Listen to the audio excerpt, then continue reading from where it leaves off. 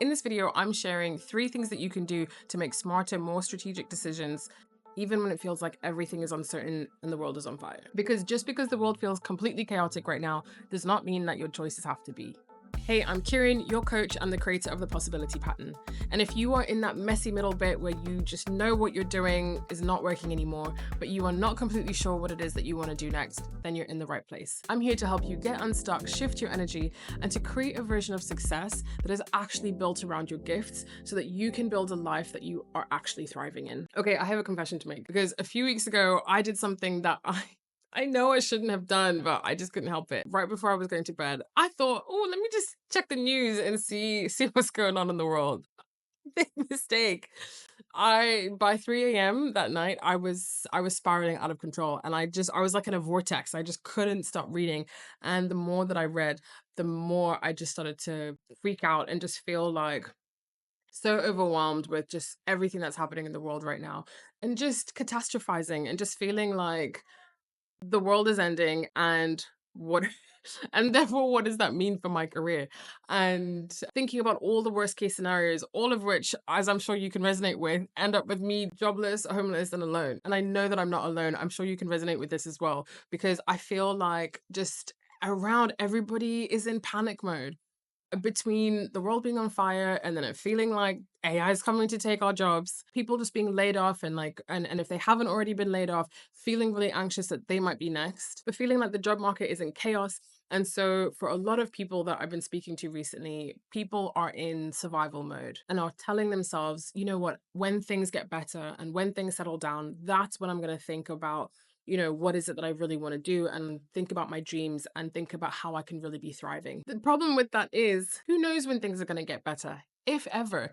I think every generation feels like you're living in the end times. So if you're feeling stuck, anxious, and just feeling like it is not realistic for you to even think about wanting more right now, then I've got you. So the very first thing that we're going to do is to recenter our focus. So when I caught myself spiraling, the very first thing that I knew that I needed to do was to calm myself down. And I know that sounds easier than it actually is in practice, because when we are freaking out and spiraling, our brain is trying to problem solve, problem solve, problem solve. But the reality is that uncertainty is the thing that our brains hate the most. It's literally like the kryptonite to our brains. Our brains are essentially prediction machines, and we are wired to always be predicting what's going to come next. Which is kind of crazy when you think about the fact that all of life is just curveball after curveball after curveball. And so when the world is feeling chaotic and completely unpredictable, then it makes sense that we're spiraling, because our brain is basically buffering. It's like, how do I predict? How do I predict? How do I predict? So our brain is literally trying to grasp for certainty and just not finding any. So our first move, and you can kind of think about this like, when a baby is crying and you have to distract it with a toy so that it kind of like will just, we essentially have to do that to our brain, distract our brain from why it's freaking out. Except that the toy in this analogy is stability. Or I like to think about this as a certainty snack. So giving your brain a little certainty snack so that it stops crying. And one of my favorite ways to do this is to remind my brain what to focus on right now. And this always brings me back to the question of, what am I currently optimizing for right now in this moment? Or what am I currently optimizing for in my life right now? And I know that optimizing kind of sounds a little productivity bro-ish. Just stay with me on this one because it'll make sense. Because essentially, at any given time in our life, we are making trade offs. Whether it's conscious or not, we are all always optimizing for something, in the sense of we are all choosing something at the expense of something else. Always. And so when anxiety starts kicking in and starts whispering stuff like, are we doing the right thing? Should we be doing something else? What if this isn't the best move? The thing to remember is that a previous version of you chose whatever it is that you're doing right now, and probably for good reason. So it's worth just kind of sense checking and seeing, what was that decision that I made and do I still want it? So let me make this really tangible for you. I have a friend who, she has been sticking around in a job that she knows is not challenging her anymore. There's no real growth prospects, but she's actually doing her MBA. And so her having a not very challenging job where she's not really like pushing for growth is actually ideal for her, because it gives her the stability and the headspace to be able to really focus on her MBA. So even though she was feeling like, oh, maybe I should be trying to get a better job, or I should be trying to get more money, when she came back to what is her immediate focus right now,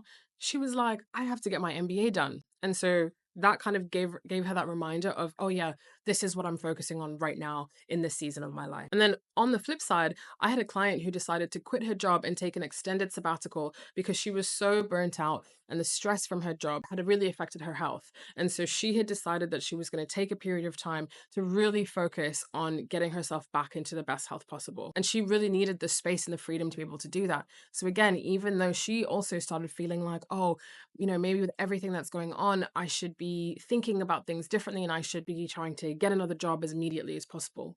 When she came back to, what is it that was my immediate focus in my life right now? And she remembered and grounded into, no, you know what? I'm in a period of recovery and I'm in a period of trying to improve my health. That became her immediate focus, just getting better. So, whatever it is for you, the important thing is just to name it, to remember it, and to name it, and to ground back in to that sense of purpose to this season of your life. And the thing that we want to do here is either recommit to it on purpose or decide that actually you do want to make a shift, but at least make that decision consciously. And maybe you'll reflect on that and realize, you know what, that made sense for the season I was in then, but that season has come to an end and I'm ready for something different. That's totally fine, but you want to just be able to reconnect to what is your immediate focus right now. Because when the future is feeling chaotic, the fastest way that you can ground and kind of calm down is to reconnect to your present and to just kind of tangibly be like, okay, this is what's happening right now in my life. And so for me, when I was spiraling the other night, the thing that grounded me in my present moment is that my number one focus right now is my existing one-to-one coaching clients. And so as much as I was like, oh my gosh, the future, in the present, I was like, that is my number one. That is my immediate focus right now. Okay, so that was number one. Name your focus. And hopefully, as you reflect on what that is for you, that it brings you a bit of ease and just calms your mind down. And just like a little snack for the baby, it just kind of makes them feel like, okay, I'm a little bit soothed. I'm a little bit like, okay, I've stopped crying. But if you're anything like me, and yes, you feel a little bit calmer thinking about the present, but your body is still kind of feeling like low-key anxiety as you're thinking about the future, then that's where step 2 comes in. The second thing that we're going to do is to remind our body that it's safe right now. And so number 1 was all about our mind, sort of distracting our mind. But the thing is that our body might still be bracing for impact. And that's because uncertainty isn't just about things that we are afraid of in the future. It also triggers a lot of our old wounds as well, because in your nervous system, you have fear stored about things that have happened to you in the past. And that is part of what is helping your brain predict about what are you afraid of is going to happen in the future. And the reason for this is that our nervous system is constantly scanning for danger and for threats 24/7. It's part of how our body keeps us alive, is by constantly making sure, like, is there any threat? Am I safe? Am I safe? And this is an automatic process called neuroception. And this is not conscious at all. So this is not happening in your mind. This is your body. And so it's not waiting for your conscious mind to catch up. It's just your body just reacting. And so I could feel that although I had distracted my mind with, okay, this is what I'm focusing on right now, I could tell that my body still felt afraid. The way that my body was just like gripped, I felt tense. I could feel the stress in my body, that I knew that this was activating old stuff for me. And so that's what I wanted to understand more about is, okay, what fear is being activated for me right now? What is it that I'm really afraid of? And what are the limiting beliefs that are generating those fears? And for me, I process through journaling. And so I journaled this out. And what I realized was that the fear that was coming up was that I have to handle everything alone. That when things go wrong, no one's coming and I have to completely rely on myself in order to be able to fix or solve the situation for myself. And this is not a random belief. This is something that I know. I've done a bunch of therapy, I've done coaching. I know that this is one of my patterns and it's rooted in past experience. And it flares up when things feel unstable or things feel uncertain, just like they did at that moment. And so my nervous system went into protection mode and was like, okay, listen, there's uncertainty on the horizon, and this could be something that you're going to have to solve by yourself. But because I had that awareness, instead of spiraling deeper into it, I was able to catch it and use this opportunity to be able to counter and to show my body and my nervous system that a different outcome was possible. So I reached out to a friend and invited them to come over, and we cooked together, we listened to music, and we just talked about everything that's going on. And it just really made me feel like I'm not alone in this, that there are people that I can lean on and that together we can figure out what we're going to do, and also to know that, you know what, worst comes to worst, I actually have people that I can call, and we can get through this together. And that small act of connection sent a message to my body that you are not alone and you are safe. And it's going to be different for everyone, right? We all have different fears and different wounds, so it's going to activate different things. But when you start to recognize what that fear is underneath the panic, then you also can start to understand what is it that you need to do to reassure your body and to reassure your nervous system and yourself that you are safe. So this is not just about trying to solve things in our mind, but also trying to support our body in the ways that it needs as well. And the reason why this is so important, this cultivating this sense of internal safety, is so crucial, is because it is really difficult to make smart and strategic choices from a place of survival. When we are panicking and we are anxious and freaking out, that's when we're this is when our choices become chaotic, because you're literally grasping and you're scrambling, trying to just survive. But those are not always the decisions that are best for you in the long term, which is why we want to be able to come to a place of safety first, so that we can then, from that place, start strategizing and start thinking. And so to do this step for yourself, ask yourself, what fear is surfacing for me right now?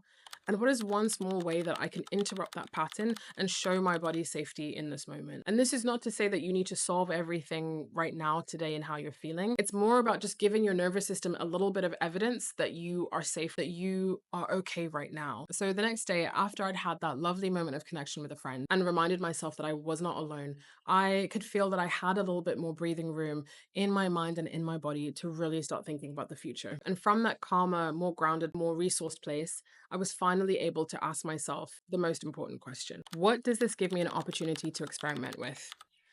So, this final step is all about looking for the opportunity in the chaos. Because while uncertainty is really destabilizing, it does disrupt the inertia. And I know that that sounds really annoying when all you want is stability, but sometimes that disruption is actually exactly what you need to get you off of autopilot. And for me, when I look back, most of my biggest breakthroughs didn't come in a moment of calm. It was because of chaos. So, for example, many of my clients come to me after a moment of chaos, after they've been laid off or had a health crisis or quit their jobs. Something big has happened to disrupt the autopilot that they were on.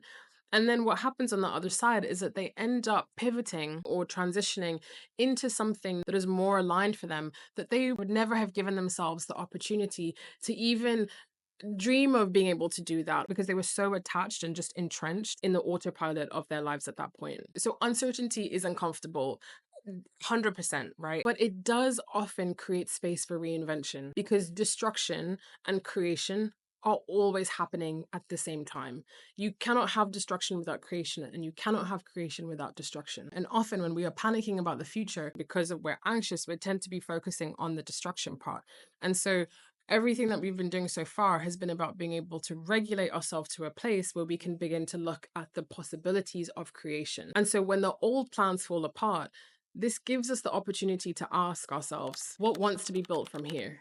And what becomes possible now that the path ahead is no longer fixed? And I'm not talking about spinning struggle into toxic positivity. I'm not talking about like everything's going to be okay. But it's about remembering that once the panic softens, there's room for possibility to enter. And that gives us the opportunity to test new things, to experiment, and think about what might this moment actually free us up to try, even just for now, and allowing yourself to get curious about what that might look like. And it might even be helpful for you to reflect and think about the moments where, because something didn't happen or something fell apart, actually it allowed something else that was really beautiful in your life to be able to emerge and to be able to flourish. And even if those examples are nothing to do with work, I think one of the easiest places to see this is in relationships. When you think about failed relationships and you're like, oh, I'm so glad that that didn't work out with that person in the end. Maybe you loved them, but you're like devastated when you broke up. And then you get to that place of clarity when you feel like, actually, I'm so glad that didn't work out so that I can live the life that I'm living now. So let yourself get curious,